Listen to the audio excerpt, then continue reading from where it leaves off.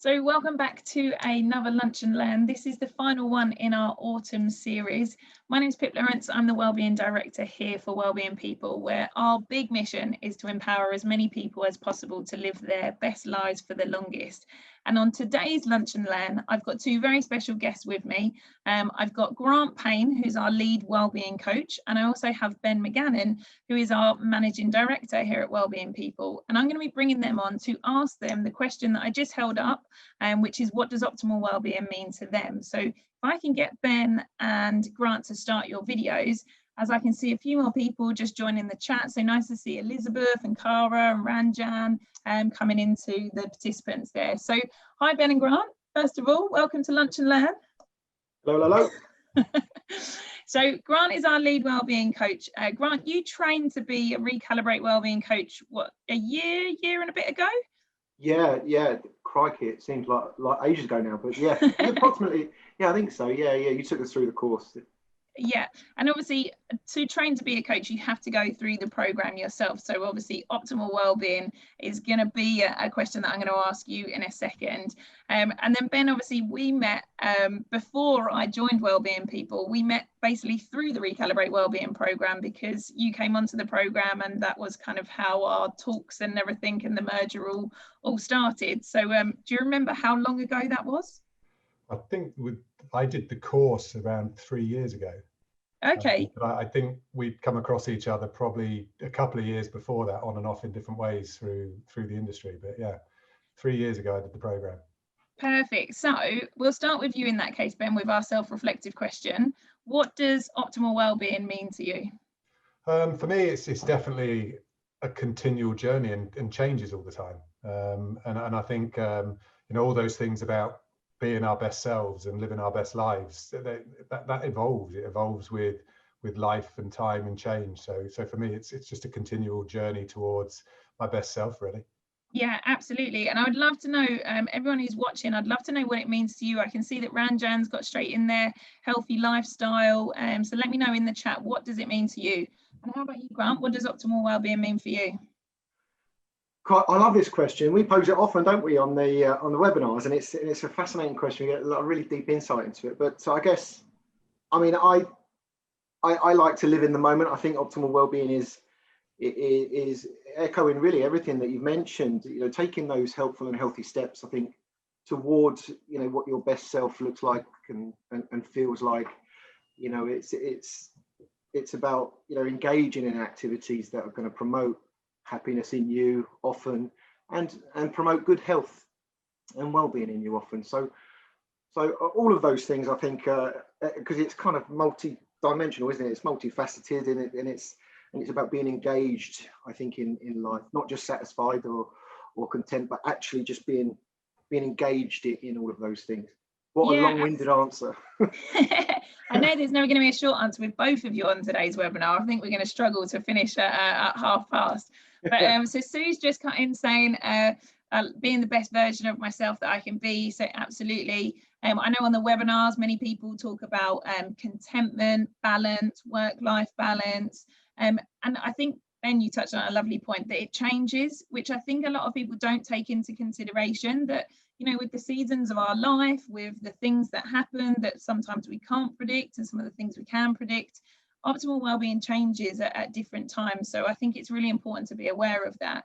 Now, what we're going to talk about today, for everyone who's joined us today, is really how do we then sustain that? If it's always changing, how do we know that we're on the right course, and also how do we then sustain it? Because from the coaching that I've done over the number of years, I think there are two things that really play into this. And one of them being the huge expectations that we put on ourselves, and managing those expectations. But then on the other side, not burying our head in the sand when something is going wrong, or maybe, we do feel that internal frustration. So Ben, I'm going to come to you first of all. What do you feel are some of the biggest barriers that you have to address when it comes to your overall well-being and sustaining the habits? Well, it's interesting because I think today I saw the Wellbeing Advent was around conscious consuming. Yeah. And that's one for me that today, when I will follow up on that, but genuinely it's probably one of the ones I find hardest to do, and it's hardest to do when you're busiest. Yeah. You know, you suddenly find yourself rushing between meetings, grabbing some food and not taking that time to digest it properly and chew it properly and all those things. So, and I guess time is the biggest barrier to all of us on most of our habits, isn't it? If you're always in a hurry, it's hard to do the best things as well as you can. Yeah, and I also think when you're always in a hurry, it's hard to almost just have that pause time and that reflect time to then go, okay, right, am I using my time wisely, or am I prioritizing the things that I want to prioritize? But it's interesting that you say about conscious consuming, because I think for me that's one of the things that I definitely struggle with as well, where I'm dashing between things, and I think there's two massive benefits to conscious consuming. Obviously, one is the fact that we'll digest our food better. But the second one is that it gives us an opportunity 3 times a day to strengthen our mindset, because we can be mindful whilst we're obviously conscious consuming. So it's those two things that not only is it improve our digestion, but it improves our mental fitness and calms down our nervous system at the same time. And it's kind of having those little reminders. So how about you, Grant? What are your biggest barriers when it comes to sustaining optimal well-being? Yeah, I think I have to echo both of you there. It's conscious consuming is that, I mean, food for me is often just a fuel and a dive into it, and again, I don't resist giving myself that opportunity to kind of take a moment, as you say, and rest your mind and invest in it. I guess, you know, for me, sometimes, you know, being a little bit more self-compassionate, I think is important, and not heaping too many pressures and expectations upon myself, and making sure that you know, I have to manage that as well. And so sometimes that can take over where they don't quite match up, and it becomes a little bit of a test, a little bit of a challenge. Yeah, definitely. And how about you, who's watching at home? Let me know in the chat, what are some of your biggest barriers, so that then we can address those as well. And if you do have any questions to pose to our panel or to me, then throw those into the chat as well. So obviously both of you have been through the program.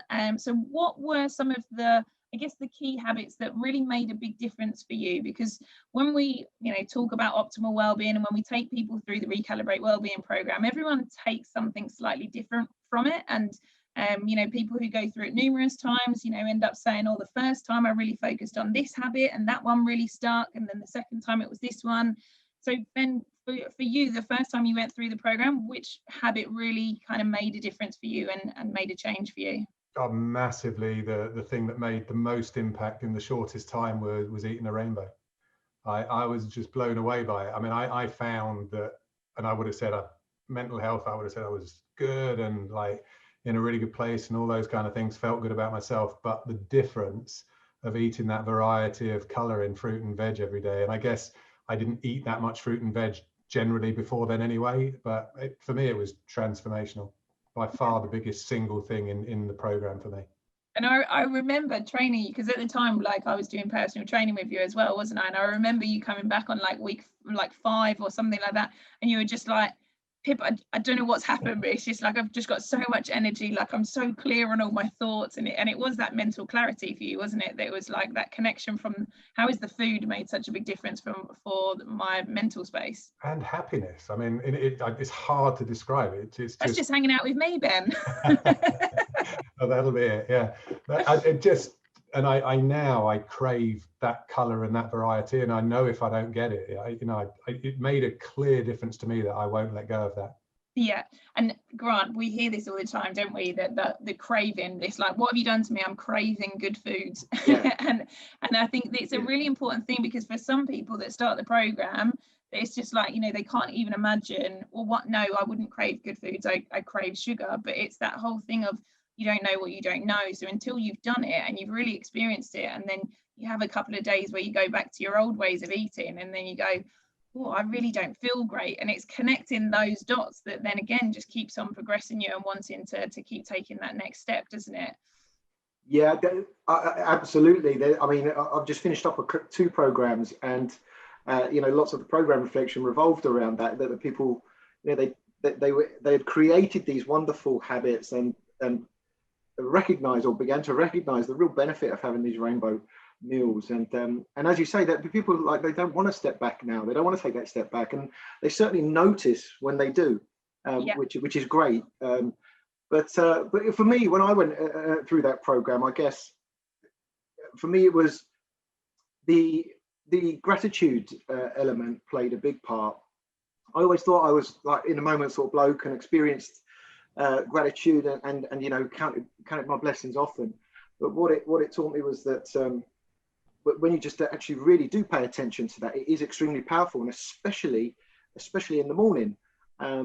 It was just a wonderful way to kind of just refocus my attention of the day, and that hydration first thing in the morning. It sounds so simple, but it just reminds people of the importance of hydration. But secondly, you know, I'm actually stopping now and investing in me, and it allowed me that moment, just that short time, to just, you know, take a big deep breath and appreciate a little bit more. So that from week one was really interesting to reflect on. And then as you develop through the program, it was great to then start to really embed the power of gratitude as well. Yeah, definitely. And I think obviously, especially now with everything that's going on in the world, you know, it's a great habit to just practice. And whether that's that you practice it by writing it down, or whether you have some sort of link habit. So like for me, it's often when I jump in my car to drive somewhere, like the first thing I do before I pull to the end of the road is think about, okay, what 1 or 2 or 3 things can I be grateful for? Because then again, it then strengthens those link habits, that then every time I'm in a car now, like my mind just automatically goes to that place. And I think, you know, the more we're then training our minds to see the silver lining of the cloud as well as the storm cloud, then we get that better view of both sides, and we're able to make a better decision on it. So yeah, brilliant stuff. And so at the end of the program, this is where a lot of people are like, okay, so what's next? Some people want to go through the program again, whatever, and mainly because of that whole fear of, I don't want to go back to my old ways. So Ben, what did you find like worked for you in terms of accountability to keep then some of these habits there and to keep you on the right trajectory, if I can get my words out? Yeah, I mean, I first of all, I'd say for me, there isn't an end of the program, but you know, I'm discovering stuff, and funny listening to you, Grant, you know, both the things you've said there, hydration in the morning, glass of water, and gratitudes, are things I've been doing for the last 3 years, and they're just habit that I wouldn't even think to say them, like you've just pointed them out. And I think stuff like the gratitude has made such a difference in a year like COVID to recognize the things I'm grateful for. Yeah, so accountability for me, and I see Sarah once a week as a kind of PT session, and obviously get a reinforcement of those things. But I also, as you know, Pip, talk a lot about it. I like to share my goals. I like to share my aspirations in it, and you know, things like physically being much more active than I was 3 years ago, and talking about that and finding other people to go for a run with, which I swore blind I would never do at the beginning of the program, told you not even to go there. So yeah, just sharing, talking, making sure that other people are aware of what I'm trying to get from it, and what I hope it will bring to me and to kind of my life generally.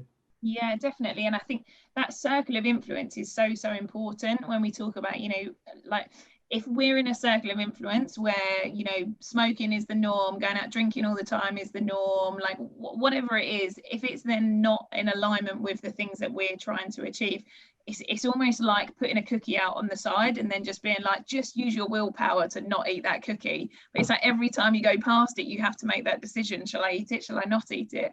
And it's all of these things that our environment really does set us up for huge success. So Grant, how about for yourself? Who are kind of like your accountability buddies, or how do you use accountability to support you in your goals? Yeah, similar to Ben, actually. The role, when you go through the program, kind of the role kind of changed a little bit, because then I felt like I had to share the program with everyone else because of all of its benefits. So the role kind of changed, and then suddenly I was, you know, digging out my wife for not expressing gratitude, or trying this practice or not trying this practice and stuff like that. So then we both became accountable, and we both now enjoyed doing some of the same practices, which is great. I'm more for the group, that group accountability element. So, you know, I enjoy creating the work, certainly with workouts, to ensure that, I mean, look, I'm like most people, I suffer with a lack of motivation and willpower at different times and at different intensities. So for me, what worked well was having that accountability with someone else, So whether that was to a group environment, to signing up for a class for that obligatory, that extra competition and motivation it gives you, or even just to arrange to do something with a friend, either go for a walk or to catch up or to connect or something like that. So for me, it was that, aside from the the notifications and the alerts and stuff like that, which are hugely beneficial, for me, I think I got more from that group accountability element.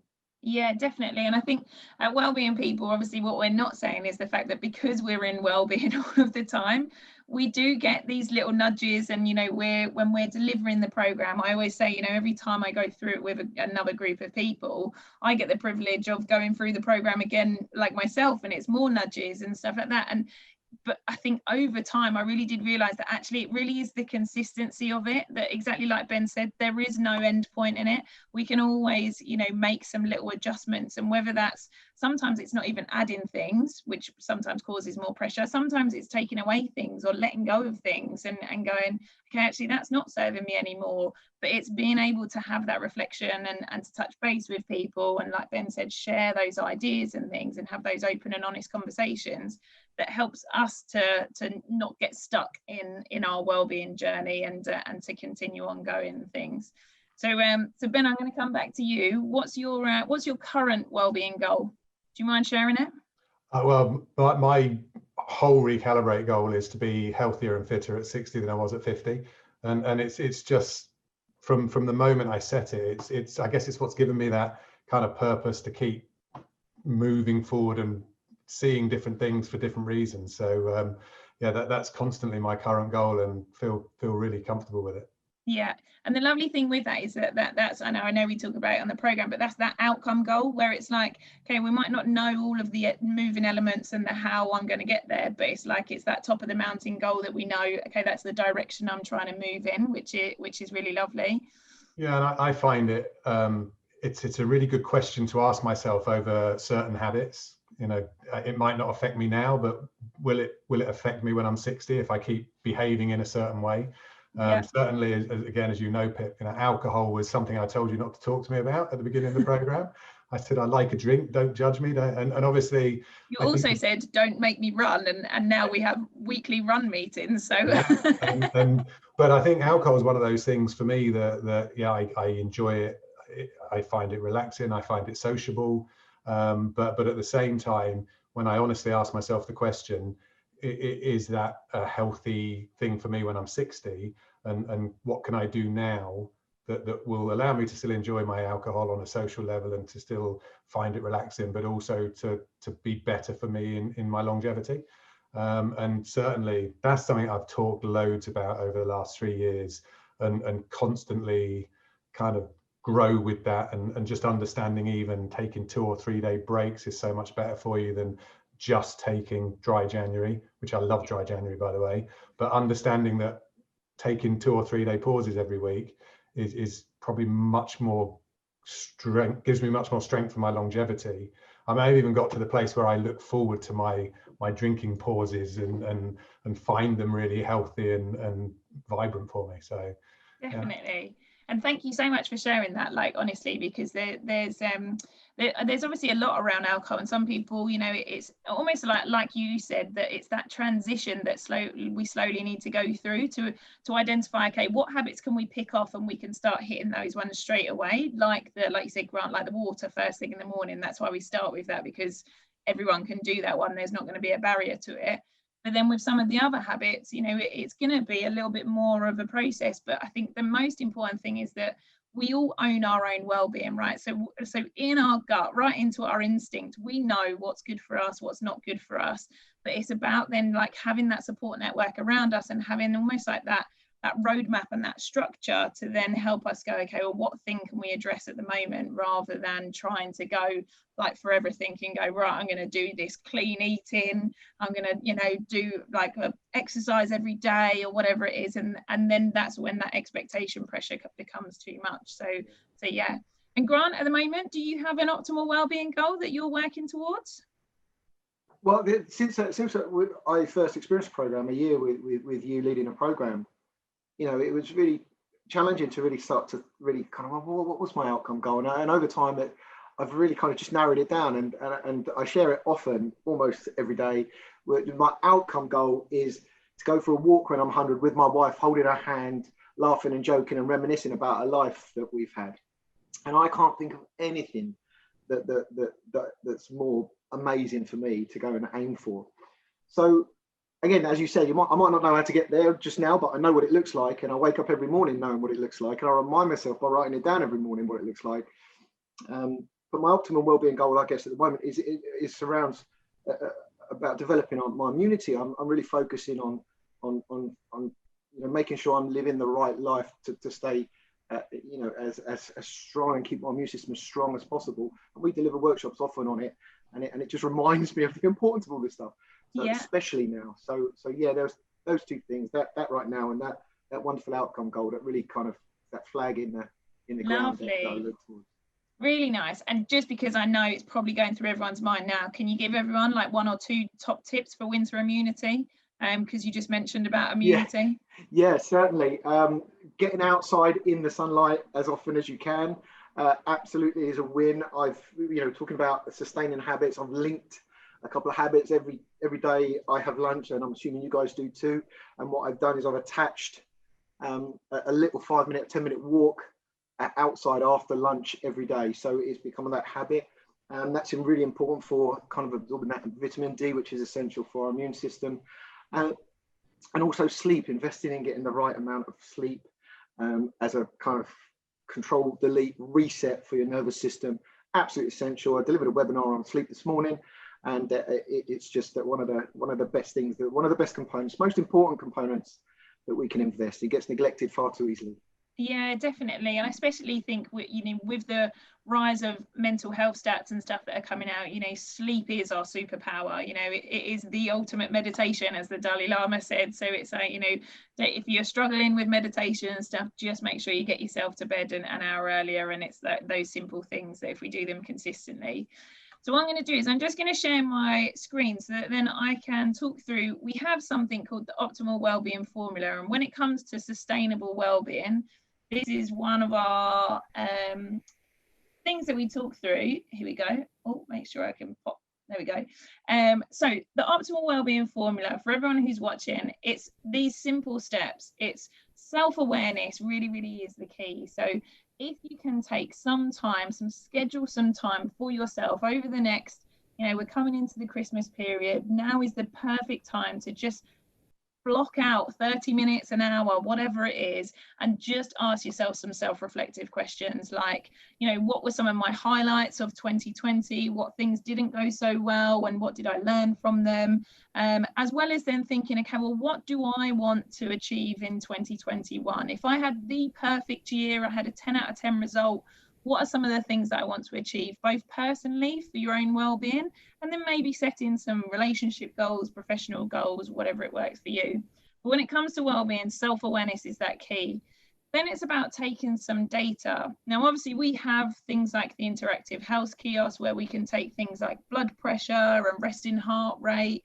But you can do some of these metrics at home yourself as well. And resting heart rate is one of the best metrics for your overall well-being when it comes to just understanding how your body is reacting to stress, to lack of sleep, to fitness, all of these sorts of things.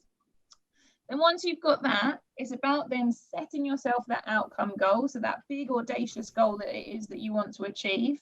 And don't worry about not knowing how to achieve it, but then it's about finding a roadmap or a program or a plan or something along those lines that then help you get closer to where it is.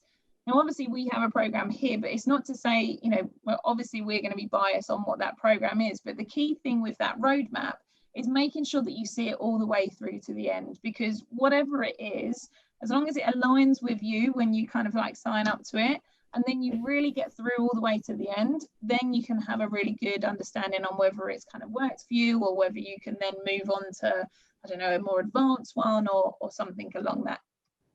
And then the final one that we've touched on today is the power of that accountability and creating that environment that sets you up for success. So when it comes to that, there really are 3 levels. You've got self-accountability, which is all to do with then the nudges and the environmental prompts that you're going to give. So so a great example is we have like obviously we all have these lovely things. Oh, you can't see with my screen. That's a mobile phone I'm trying to hold up. That Zoom isn't letting me show. But we all have mobile phones, so we can set, you know, reminders, and whether that's a baseline data reminder, so every 6 weeks or a month you have that, okay, I'm going to have a wellbeing check-in with myself and go, how am I doing? What are some of my stats? Or whether that's a reminder to, like Grant said, to go for a walk after lunch. So you set yourself an alarm. That's what self-accountability is like, but you have to set those reminders. You have to set something that's going to break you out of your habitual, normal, every single day to then do these things. And then the second one, Grant, I guess you can talk to a bit more, is that group accountability. So can you explain kind of like the benefits of that group accountability? Yeah, it's you know, working together with like-minded people that have similar goals as you have. And you know, you can work with those people to hold each other to account, just ensure that we're on the straight and narrow, and you get, as Ben mentioned, you get to kind of go global with your ambitions, with your goals, to let everyone else know, and so that you create that kind of healthy expectation, healthy competition with that kind of group accountability. And there's a lot of data in this, that if you just set a goal in your own head, you're not as likely to achieve it as if you write that goal down. And if you write that goal down, you're not as likely to achieve it if you then share that with other people. So it's like, why not set yourself up for success and write it down and share it with other people, and then you're much more likely. And then Ben, you said that obviously you've had some professional accountability through working with me as a coach and now working with Sarah as a coach. So can you just talk to people on like the benefits of that and how you found that? Yeah, I mean, for me, I find as an individual, having to do something that I'm accountable to somebody else for is stronger than just being accountable to myself. And also, I think, you know, obviously I pay for my PT sessions, and you then think, well, if I'm paying for this, I need to use it properly. Otherwise, I'm wasting my money and all of, you know, the coach's time and my time. Yeah. So I just find it a really powerful way, and I get to talk for another 40 minutes about myself. Can't be a bad thing, can it?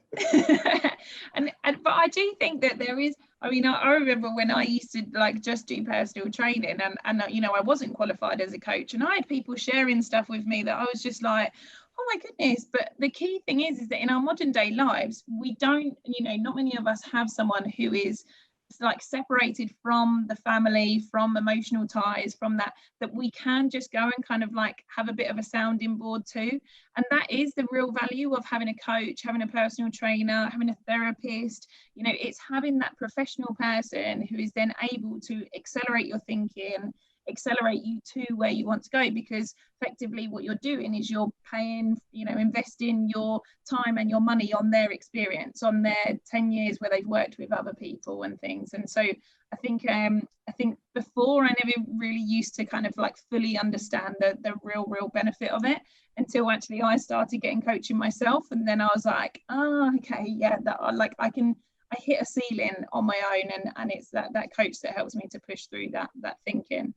So we're just about coming up on time, and I've been asking my last few guests this question, which is, if you had one piece of wellbeing advice to give to your younger self, knowing everything that you know now, what would your one piece of wellbeing advice be? Then you look like you've got an answer already. Yeah, it's easy for me, this one. It's perfect. You can kick us off in that case then, because Grant's looking all around the room for inspiration. I guess it's part of that thing of like, people tell you what's good for you, and I should have listened when I was younger playing sport. I always avoided the stretches, I always avoided the warm-ups and the warm-downs, and now I'm once a week working through that pain with Sarah, trying to get my glutes and my hamstrings stretched out. I just wish I'd done it from when I was supple enough to have just done it as a habit. Yeah, nice, excellent. And Grant, how about for yourself? What one piece of advice would you give younger Grant or younger George Clooney as I'll stop it. Do you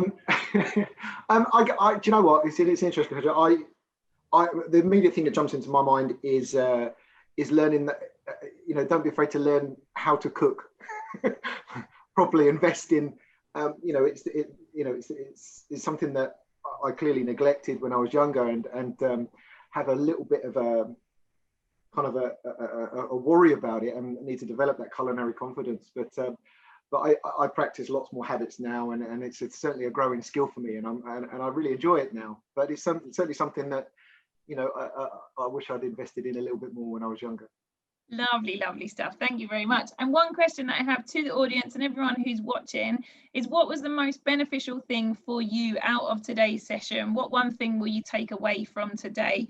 And just as we're doing that, I'll just share my screen for the final time, because as we like to do, we like to try and nudge people in the right direction with their habits. So this week, if you want to take on a 1% progress experiment, this week it's to schedule some time with yourself to reflect on what the 2020 has brought us, those wins and also the setbacks and the things that you've learned from them, and then take some time to then plan your 2021. And if you do need some help with that, then head over to Wellbeing Peoples website, register for our Reflect and Reset event, and make sure you sign in early, because we have an awful lot of people that have registered and we've only got about 500 places. So the first 500 people will be let into the webinar, and unfortunately the rest of the people will have to catch it on the replay. So thank you for everyone who has joined today. Thank you massively for Ben and Grant for sharing your insights. And we'll be back in January, I'm sure, with, it might not be Lunch and Learns, but it might be something else. So yeah, thank you everyone who's joined today. See you later. Thanks, Pip. Thanks, Pip.